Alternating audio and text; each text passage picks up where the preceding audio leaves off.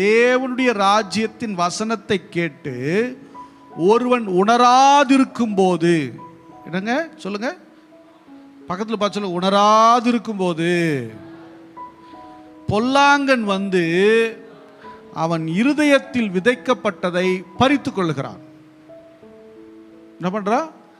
பறித்து கொள்ளுகிறான். நீங்க நல்ல விஷயத்தை தான் சொல்றீங்க, ரட்சகரை குறித்தான் சொல்றீங்க, ஆனால் அவன் உணராதிருக்கும் போது, அல்லேலூயா, யாருக்கு நல்லா இருக்கணும்னு தோணாது. எல்லாருக்குமே எப்படின்னா தோணும், நல்லா இருக்கணும்னு தோணும்.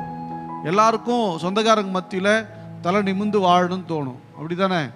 வியாதியோடு யாருக்கு வாழணும்னு தோணாது. எல்லாருக்கும் சுகமாக ஆரோக்கியமாக வாழணும்னு தான் தோணும். ஆனால் நிறைய பேர் கேட்டும் கேட்காதவங்களா இருப்பாங்க. நம்ம சொல்லும்போது அவங்க கேட்ட மாதிரி தான் இருக்கும், அவங்க கவனம் வேறு மாதிரி இருக்கும், அவங்க பார்வை வேறு இடத்துல இருக்கும். அவர்கள் அதில் முழுசாக என்ன பண்ண மாட்டாங்க, ரிசீவே பண்ண மாட்டாங்க. நம்ம பாட்டு பேசுவோம், நம்ம பாரத்தோடு சொல்லுவோம், ஐயோ இந்த குடும்பம் இவ்வளோ கஷ்டத்தில் இருக்கு, இவ்வளோ வேதனையில் இருக்கிறாங்களே, இவ்வளோ போராட்டத்தில் இருக்காங்க, நம்ம ஆதங்கத்தோடு பேசிகிட்டு இருப்போம். அவங்க கேட்குற மாதிரியே கேட்டுக்கிட்டு இருப்பாங்க.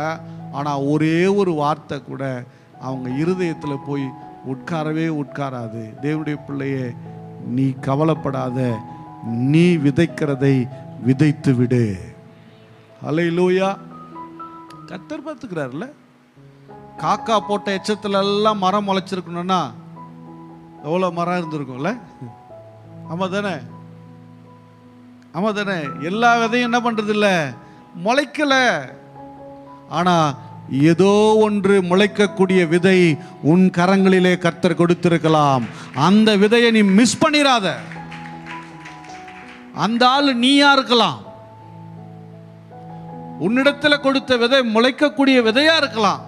இந்த கேரளாவில் லாட்ரி முதல்ல, தமிழ்நாட்டில் லாட்ரி சீட்டு நிறைய ஓடும்.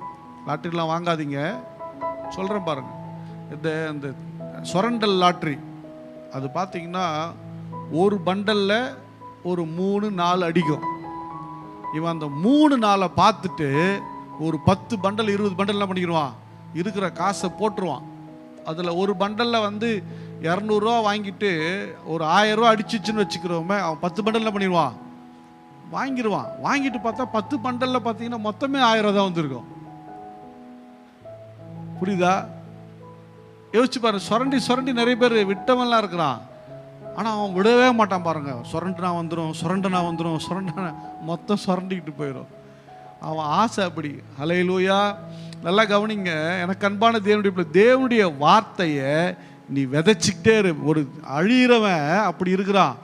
நீ ஜீவனுக்குண்டானதை விதைக்கிற, நீ சோர்ந்து போகாம விதைச்சிரு. 100ல் 1, ஏன் 200ல் 1 முளைச்சா கூட நீ சக்சஸ் தான். அல்லேலூயா. எத்தனையோ பேருக்கு நீ சொல்லி இருக்கலாம், யாரும் கேட்கலையே.